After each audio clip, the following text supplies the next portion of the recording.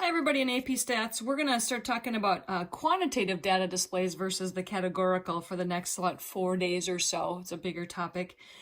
Today's lesson is just going to talk about the dot plot and the stem plot. We'll leave the other two for different videos, but these all are for quantitative data display. Before we do those displays, I want to just talk a little bit about the shape of your graph. That's going to come up a lot, and describing your display once you've made a graph or it's on a calculator or wherever you're seeing it.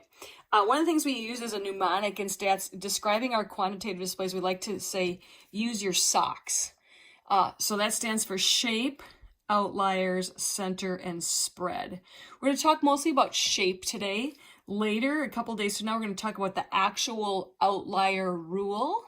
For now, we'll just discuss in general what an outlier might be. The center is kind of just the middle of the data display, and then the spread, how far are things spread apart? Other words you'll see for that is variation or dispersion, but how far are things spread apart? Are they close together or farther apart? So let's talk about the shapes for just a minute on graphs. There's different kinds of shapes that you might see, the overall rough shape of a graph. I have several here I want to show you. First of all, the symmetric graph. If you take a look at something this one's actually perfectly symmetric, but something that's roughly symmetric, it maybe looks like a bell curve, or you could fold it in half, is something that's symmetric. We're going to talk about these measures of center in a couple of days, but I'm sure you're probably familiar with the mean, median, mode, and if something's perfectly symmetric, they're all going to be in the middle there. We have also what we call skewed graphs. So this is an example of something that would be skewed to the left. We name it by the tail. Wherever the tail is, that's what we'd call that. So the tail's on the left side here, so that would be a skewed left. And again, we're going to get to this later, but if we have something skewed to the left, the mean gets pulled over towards that tail. But again, that's for a different video. We also have something that would be skewed right. Skewed right would look like this, where the tail is on the right side instead, skewed right, as we're going through. One that you might not have heard of before is something called uniform. This is a uniform distribution right here where, nothing's usually this perfect, but where it's roughly all the same. The uniformness of it, everything's, in this case, 20 across there. Here's a couple more pictures of various graphs that I've got for you here. We've got another little symmetric one. You can see that that's symmetric. Here's a skewed right graph of household income. Here's one that's skewed left as we're going through. Here's another one that would be uniform. Not perfectly like the other one, but kind of across the top there. Sometimes we call our symmetric graphs unimodal, uni meaning one, so one peak, one mode, that might be called that. Or we could have something called bimodal, where we've got kind of two peaks, or even three on this one, it's getting close. But bimodal would have kind of a two-peaked deal. So the main ones are symmetric, the skewed right and left, uniform, and bimodal. There might be some other shapes as we go along, but those are the main ones for shapes. So our first quantitative display is going to be dot plots. You've probably done a dot plot before or seen a dot plot. Here is a picture of a dot plot that we did last year in our class. If we were in class, we'd have you guys get some sticky dots and make a dot plot with us. That would be fun, but since we can't do that, we'll just show you one. The things about dot plots that you don't want to look at is you don't necessarily need to start your scale at 0, because if I don't have any data down there, it's not worth it. But you do notice that we went by ones here. You can have to have an equal scale, whether that's by ones or fives or tens. You have to decide that. If you have more than one data point at a certain spot, we just put dots right above it as we're going through that. If I was going to look at this dot plot and do the socks for this dot plot, I don't know what I would call this shape necessarily. This is kind of an interesting one. Potentially I could call that skewed right. I do have a tail over there. Bi or trimodal. The shape is a little iffy. I think I'm going to just go with skew right. There's not really a right or wrong answer there. Outliers, right now, outliers, before we actually define them mathematically, would be just something that looks outside the norm. There might be a gap in the graph. This one I don't think really has any outliers, but if I had maybe a number down here at 13, that could be an outlier. You can have more than one outlier, but for now I'd maybe say no, I don't see an outlier in that. The center for right now, I mean, the center is typically the median, but for right now, if I'm just going to eyeball this, I might say the middle dot is somewhere between, 25 and 26 or so. Again, just eyeballing it for now. We'll get more specific as our unit goes on. And then the spread is really how far spread out. So my lowest number is 18 and my highest number is 39. That would be my spread. So that's an example of doing socks on a dot plot.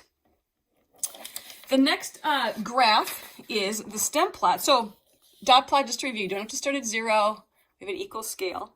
Stem plots, there's different kinds. There's a regular stem plot, which you've probably done before, split stem, and we call a back-to-back. I'm going to show you all three of those just real quick with some of the data that we've collected from our classes. So stem plots in general, we have the stem and then the leaf. This is from our direct notes. My lowest number, let's say in this data set, is 6, and my highest number is 50. This would be like the number of states that people visited possibly. If I cover up the last digit on both the low and the high number, that's going to tell me my stems go from 0 to 5. And then from there, I'm just going to record all the leaves.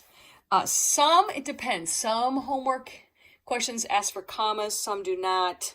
It doesn't matter either way. This one has no commas, but this stands for 6, 7, 8. This is 10, 12, 13, 14, etc.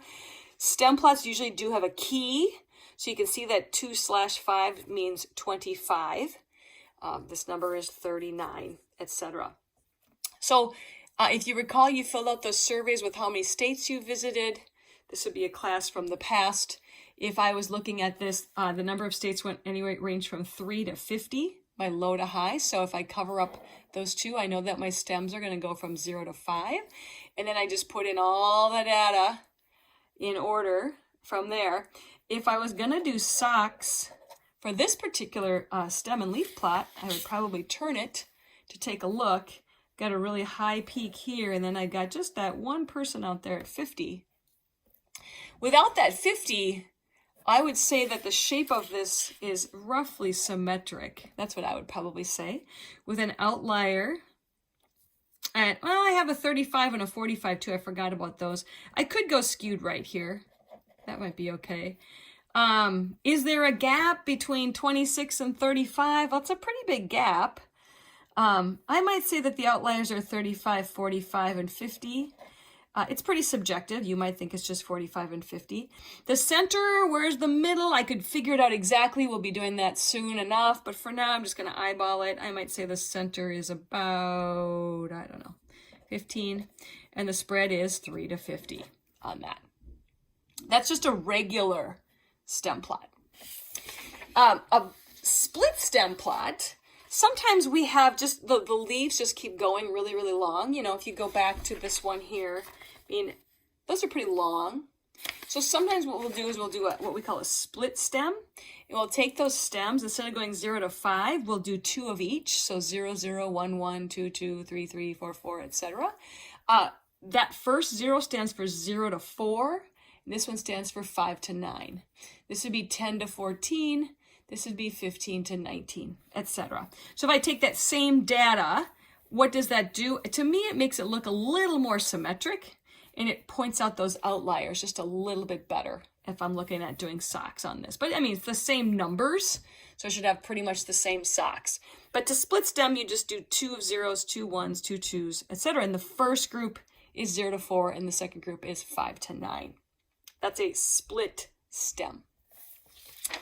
And then finally, what we have sometimes is we can do what we call a back-to-back stem and leaf plot, where maybe we have 2 groups of people and we want to put them comparison-wise. So this particular one, this is 61, so is this one. This one actually reads right to left, fanning out that way. This one goes left to right like we're used to. We're used to seeing that, but we can go both ways, and they have the key there as well. So to make a back-to-back, you're just remembering that you've got your 2 comparison groups. So for this one, I made a little back-to-back with Coke versus Pepsi. This is right out of your notes. We have Coke, we have Pepsi. My lowest numbers are 5, my highest numbers are 50, so I went from 0 to 5. First I did the Coke ones, they're fanning out this direction. Then I did the Pepsi ones, and they fan out this way. One precaution, when you do a back-to-back stem plot and they're asking for socks, you need to be very careful with this one because it's on the left side and it reads opposite of what you think. Instead of using this one, I created a back-to-back one with bowling scores. So I've got 11th graders and 12th graders here, and I've got my stem plots.